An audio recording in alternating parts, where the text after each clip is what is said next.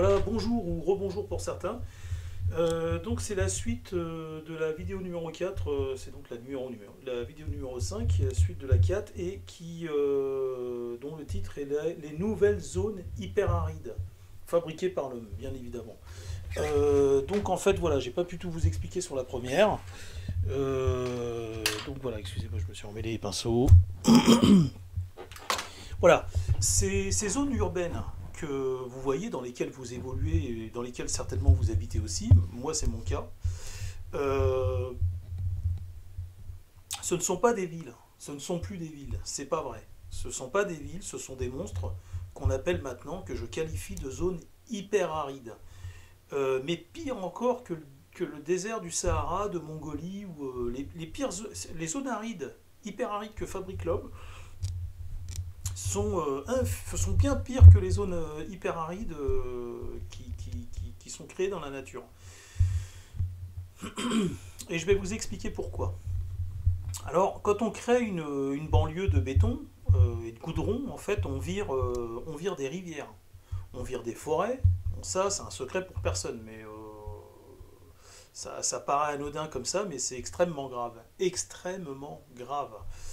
Euh, les surfaces, en fait, donc comme je vous disais sur la vidéo 4, parce que celle-ci est la bis de la 4, donc en fait, c'est pas seulement des villes, c'est pas seulement. En fait, l'INSEE, ce qu'ils vous disent, c'est on a bétonné, on a urbanisé, donc bétonné, et goudronné 25% maintenant de la France. 25% de la France a été goudronné et bétonné. C'est pas possible. C'est une connerie, mais je sais même pas, on peut même pas donner un nom à ce qui s'est passé. Et, euh, et en fait, ce qui se passe, excusez-moi, j'ai un chat, hein, il est bavard, il est comme moi. Et en fait, ce qui se passe, ce que je vais essayer de vous expliquer, vous allez comprendre la gravité du problème. Comme je vous ai dit dans la première vidéo, c'est pas seulement 25% du territoire français qui a été urbanisé. Il faut compter aussi partout où le soleil va taper, d'accord. Et toutes les murs, en fait, tous les murs de vos maisons et les toits de vos maisons sont autant de surfaces qui sont arides et hyper arides. On a fabriqué des surfaces, c'est-à-dire qu'avant, à ces endroits-là, il y avait des arbres qui poussaient, donc il y avait ce qu'on appelle une canopée. La canopée, c'est pas seulement dans les pays exotiques, hein. La canopée, elle existe partout, hein. C'est une couche successive d'arbres de plus petits et plus grands, c'est des végétaux de plusieurs familles. En France, par exemple, dans la région parisienne, c'est le chêne, hein, qui est le sommet de la canopée. En tout cas, il en fait partie.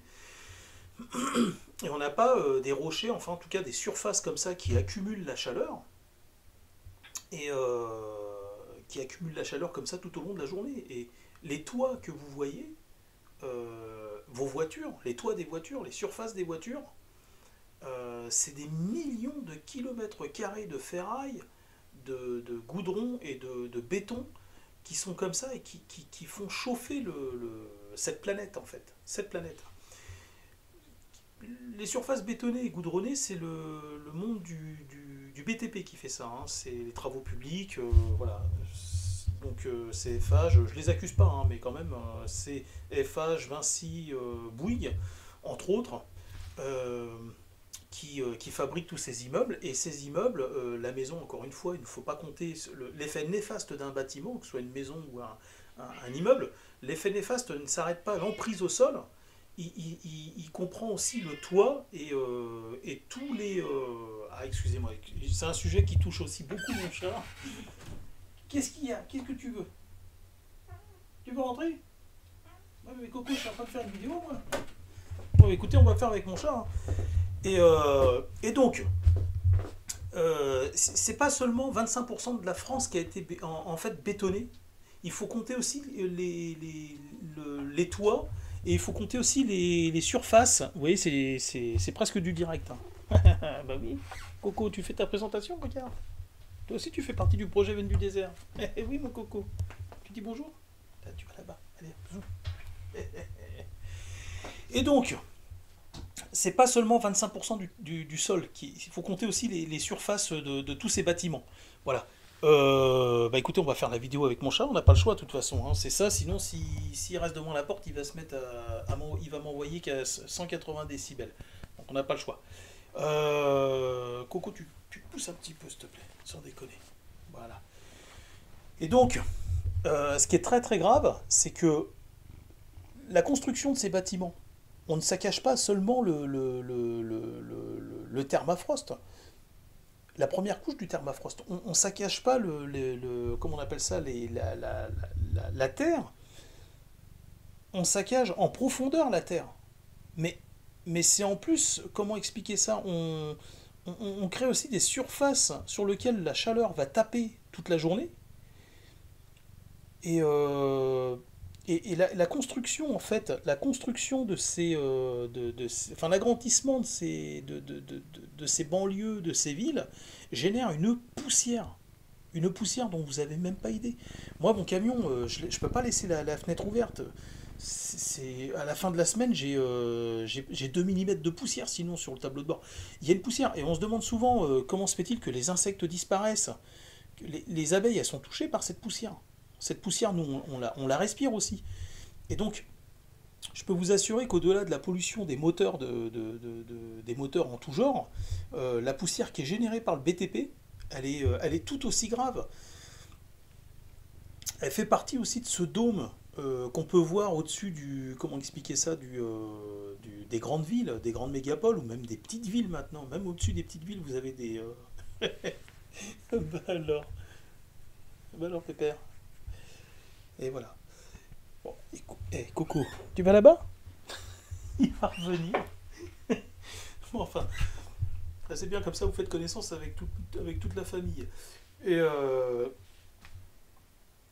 et en fait, la gravité de ce problème, c'est, je pense que moi, ce que je veux, c'est créer un éveil par rapport à ça, parce que en fait, le BTP, personne calcule. On n'y fait pas attention. On se dit tout le temps, quand on parle du dérèglement climatique, on fait tout le temps, on pense à un avion, on pense aux voitures, on pense au gaz à effet de serre, enfin tout ce qu'on nous sert et tout, mais le BTP, mais c'est la pièce majeure. Moi, je dirais que c'est une des pièces majeures, et c'est la pièce majeure pour faire construire en fait tous ces immeubles, tous ces bâtiments, pour faire ces extensions, pour transformer les villes en mégapoles et continuer le désastre.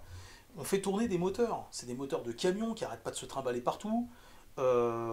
C'est ensuite des nouvelles populations. On pousse les gens en construisant des immeubles, on pousse les gens à faire des enfants, et donc à augmenter la démographie. Il faut dire stop. À un moment donné, il va falloir. Faut vraiment qu'on se bouge le cul par rapport à ça. Il faut vraiment qu'on fasse quelque chose. Il faut qu'on arrête de bétonner la France. Il faut qu'on arrête de l'urbaniser, de bétonner. Et il faut traduire en justice tous les élus y a quelque chose que je ne comprends pas. Il y a des villes qui sont faites pour accueillir pas plus de 8000 habitants, et on se retrouve à 15 000 habitants, quoi. On se retrouve à 15 000 habitants. Les villes, souvent, elles n'ont pas les infrastructures pour accueillir autant de voitures. Bon, à l'heure où on vous parle d'écologie toutes les 30 secondes, comment se fait-il que on continue à délivrer des permis de construire comme ça à toute barzingue, quoi. Enfin, c'est un truc qui me dépasse. Enfin, ça me dépasse pas, c'est de la corruption, c'est tout, point final. Et comment ça se fait que l'INSEE, un site des pouvoirs publics, vous explique qu'il y a 25% de terres urbanisées, de territoires, enfin la France est urbanisée à 25%, et comment se fait-il qu'on continue à urbaniser, enfin, c'est un truc qui me dépasse. Et maintenant, encore une fois, je sais que je me répète, mais le but c'est quand même de marteler et de vous faire comprendre et que vous puissiez le transmettre. Ensuite, faites tomber d'autres dominos. Vous êtes l'effet domino. Expliquez, vraiment, faut sensibiliser par rapport à ça. On ne peut plus continuer à urbaniser la France. On ne peut plus. Il faut arrêter. Et je vais faire une vidéo sur l'état des forêts en France. Euh, Prenez Google Maps, tapez n'importe quelle ville, ensuite vous êtes au-dessus de la France.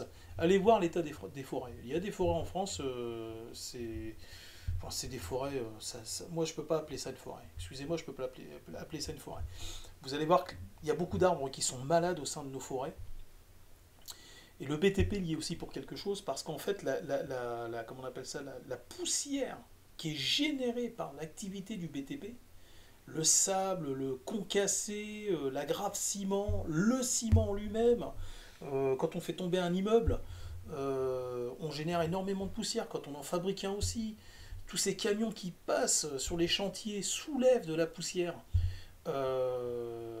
Et toute cette poussière, elle tue le vivant.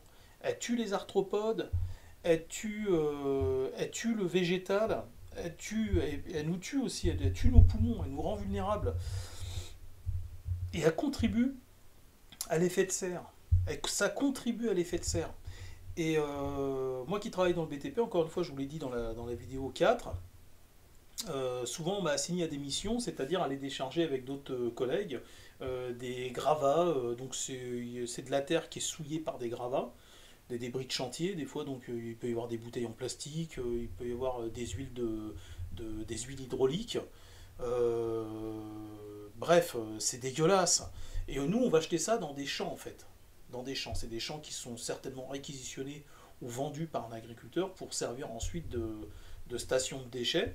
Et ensuite, c'est enseveli. Hein. On a des champs qui montent à l'origine, je ne sais pas s'ils sont au niveau du sol. Une fois qu'on a fini d'y déposer de la terre, de la terre endommagée, et puis surtout de la pollution, le champ peut faire 2 mètres de haut de plus. Hein. Facilement, hein. Je dirais même 2 mètres, oui, facilement. Et en plus, avec le tassement des camions et tout, c'est pour vous dire les millions de... Je pense que ça se compte en millions de mètres cubes. Hein. Et après, moi, je n'ai pas été jusqu'à demander qu'est-ce qu'ils font de ces champs. Je ne sais pas. Alors, encore une fois, je ne pense pas qu'ils vont faire pousser du blé ou quoi que ce soit dessus. Mais à quoi peuvent bien servir des champs dont le sol à jusqu'à 2 mètres de profondeur serait souillé par des éléments de chantier, c'est-à-dire du plastique, de la gaine, du fourreau, tout ce que vous voulez, quoi, toute la merde qu'on peut trouver sur un chantier. À quoi peut bien servir un terrain comme ça, quoi, avec des morceaux de parpaing, ça sert à quoi? Et je comprends pas comment on peut continuer, les pouvoirs publics ayant tout à fait conscience de ça, c'est même eux les premiers à le savoir, et ils s'en cachent pas. Allez sur le site de l'INSEE, vous tapez voilà, l'urbanisation de la France, et vous allez voir, vous rendre compte par vous-même de la gravité du problème. Et je termine sur ça parce que là mon temps est bientôt écoulé. L'urbanisation, c'est pas seulement des villes sympas où il y a des cinémas et des bowling, c'est une nouvelle zone, c'est une zone hyper aride, fabriquée de façon artificielle par l'homme. Et vous allez voir que par rapport à mon projet Veine du désert, vous allez voir que chaque vidéo que je vais faire, vous allez comprendre qu'à la fin, quand je vais vous parler du projet Veine du désert, ça va vous paraître beaucoup moins utopique que si je vous en avais parlé à froid dès le départ. Si j'en avais parlé à froid dès le départ, les gens ne comprennent pas. J'ai déjà essayé. Hein. Ça fait 20 ans que j'essaye, personne ne comprend. J'avais précisé dans la vidéo numéro 1 d'introduction. J'ai même téléphoné aux Nations Unies en fait, pour parler de mon projet Veine du désert et je me suis fait envoyer bouler, mais bien comme il faut. C'est normal, c'est un peu normal quelque part. Enfin, je ne sais pas si c'est normal venant de leur part, mais c'est vrai quand on en parle comme ça, de façon trop, on en parle soudainement, enfin si on en parle de façon trop brutale, ça paraît être dans l'utopie. Mais une fois que vous aurez vu toutes mes vidéos et que j'espère que j'aurai réussi à fédérer des gens autour de cette cause et à pouvoir venir me rejoindre, ou en tout cas moi je ne veux pas me greffer à un autre groupe existant, c'est pas par égoïsme ou par orgueil, c'est parce que je suis persuadé que le projet Veine du désert est plus pertinent et va beaucoup plus loin que les autres projets écologiques déjà existants.